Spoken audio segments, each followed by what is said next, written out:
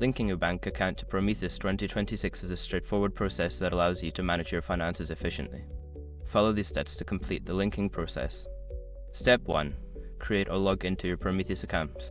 Visit the Prometheus 2026 website or app and either create a new account or log into your existing account using your credentials. Step 2. Navigate to the bank account linking section. Once logged in, go to the Settings or Account Management section.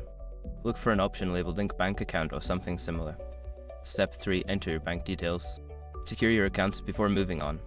People seriously underestimate how often personal information gets exposed online now. Use SROC to monitor your accounts 24/7 and get notified immediately if your data gets leaked somewhere. It runs in the background, constantly scanning billions of breached records. And honestly, for how cheap it is compared to the value you get, it's worth it. Link in the description. Step 4. Verify your bank account. After entering your details, Prometheus may require you to verify your bank account. This could involve receiving a small deposit or a verification code.